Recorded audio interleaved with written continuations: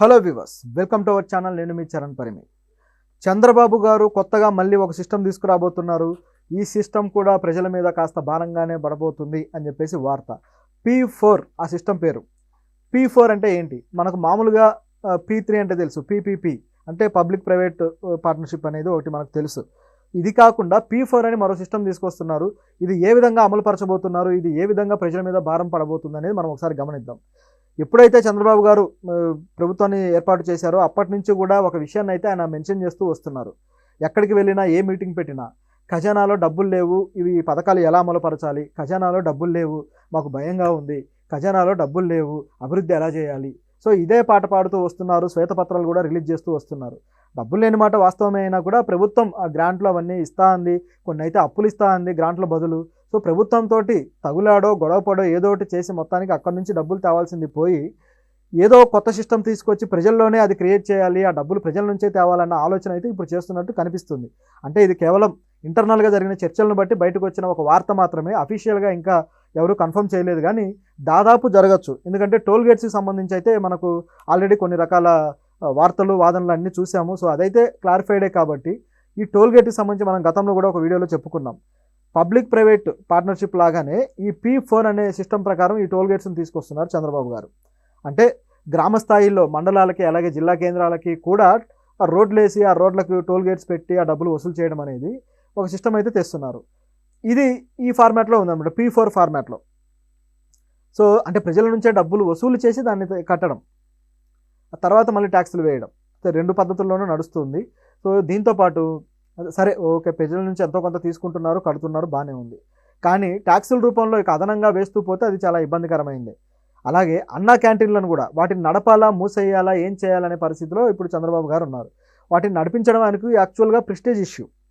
గతంలో లేనిది, గతంలో చంద్రబాబు గారు పరిపాలించిన టైంలో ఆయన ఒక ట్రేడ్ మార్క్గా తీసుకొచ్చిన పథకాల్లో ఇది ఒకటి. సో ఈ పథకాన్ని మూసేస్తే ఆయన మార్క్ అనేది పోతుంది. కాబట్టి దాన్ని సమర్థవంతంగా నడపడం కోసం మళ్ళీ తేవాలనేది ఆయన ఆలోచన. గత ప్రభుత్వం అయితే అన్న క్యాంటీన్లను మూసేసింది.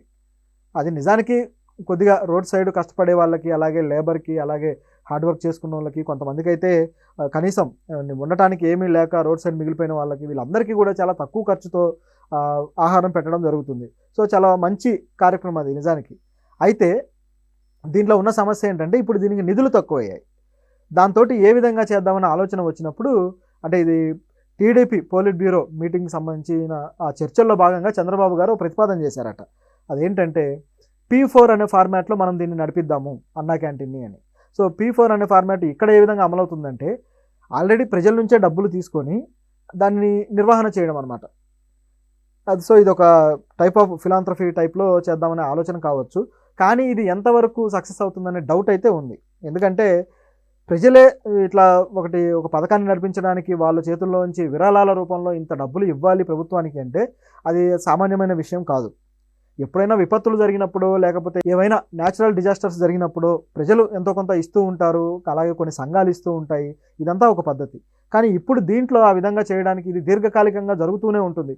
ఏదో ఒక టైం పీరియడ్కి పెట్టి తీసేసేది కాదు, అలా చేస్తూ ఉండాలి.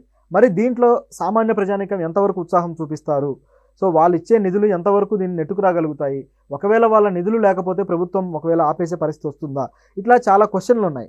నిజానికి ప్రజల నుంచి డబ్బులు వసూలు చేయడం అనేదే కాస్త ఇబ్బందికరమైంది. గత ప్రభుత్వం కూడా ప్రజలకి కొన్ని నిధులని పథకాల రూపంలో ఇస్తూనే మరోవైపు వాళ్ళకు పన్నుల రూపంలో, లేకపోతే కరెంటు బిల్లుల రూపంలో, లేకపోతే మరొక రూపంలోనూ అధికంగా వాళ్ళ మీద భారం పెట్టింది. దానివల్లే ఆ సీట్లు కూడా తగ్గిపోయాయనే వాదన వచ్చింది. సో మొత్తానికి ఇదే సిస్టమ్ని మళ్ళీ ఇప్పుడు చంద్రబాబు గారు అమలుపరచబోతున్నారు. ఖచ్చితంగా దెబ్బపడే అవకాశం అయితే లేకపోలేదు. ఎందుకంటే ప్రజలే తమ దగ్గర ఉన్న డబ్బులు ఇచ్చేంత డెవలప్మెంట్ కూడా అక్కడ లేదు కదా. ప్రజలకు ముందు మీరు ఉద్యోగాలు, ఉపాధి కల్పిస్తే వాళ్ళకు వచ్చిన డబ్బును తిరిగి మళ్ళీ ఖర్చు పెడతారు కాబట్టి అది మళ్ళీ సర్క్యులేట్ అవుతూ ఉంది. సో ప్రజల్లో ఆ డబ్బులు అనేవి ఎప్పుడు రొటేట్ అవుతూ ఉంటాయి కాబట్టి ఇది జరగడానికి అవకాశం ఉంటుంది.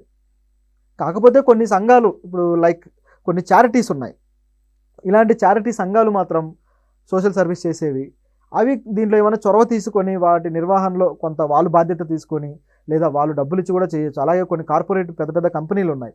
సో వాళ్ళు కూడా చారిటీ కోసం కొన్ని సంస్థలు నడిపిస్తూ ఉంటారు, NGOs.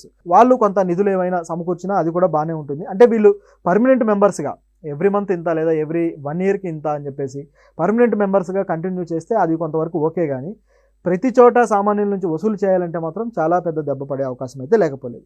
ఇది మాత్రమే కాదు, ఇక తరువాత రాబోయే ప్రాజెక్టులు కూడా, ఈ రోడ్లు దాదాపు ఇవన్నీ వేయడానికి 40,000 కోట్ల దాకా ఖర్చు అవుతుంది. సో ఇంత డబ్బుని ప్రభుత్వం జనరేట్ చేయడం కూడా చాలా రిస్కే, అంత ఈజీ పని అయితే కాదు ప్రజల నుంచి చేయడం. సో అలాగే మిగతా ప్రాజెక్టులకు కూడా ఇంతే డబ్బు ఇంతకన్నా ఎక్కువ డబ్బు అవసరమయ్యే పరిస్థితులు చాలా ఉన్నాయి. సో మరి వాటన్నిటికీ ఎక్కడి నుంచి ప్రభుత్వం డబ్బు తెస్తుంది? వాటికి కూడా మళ్ళీ ఈ P4 అనే కాన్సెప్ట్లోనే చేయబోతుంది అనమాట. సో ఈ విధంగా ఒకటి కాదు, ఇప్పుడు ఒకటైతే సరే ప్రజలు సపోర్ట్ చేసి ముందుకెళ్తారు, కానీ ఒక 4-5 రకాల ప్రాజెక్టులు ఈ విధంగా P4 సిస్టంలో పెడితే అది చాలా ప్రమాదకరంగా పరిణమిస్తుంది. సో చివరికి అది ఆ ప్రభుత్వానికి దెబ్బ తగిలే అవకాశం లేకపోలేదు. కమ్యూనిస్ట్ నాయకుడు నారాయణ గారు కూడా ఈరోజు ఒక సెటైర్ వేశారు. ఏంటంటే చంద్రబాబు ప్రభుత్వానికి త్వరలోనే మూడింది, ఈ చేస్తానని చెప్పేసి అనేక విషయాల్లో పెండింగులు పెడుతూ వస్తున్నారు, ప్రజలకు అన్ని దొంగ హామీలు ఇచ్చారని చెప్పేసి ఆయన కూడా విమర్శలు చేశారు. చూస్తూ ఉంటే అలాగే ఉంది.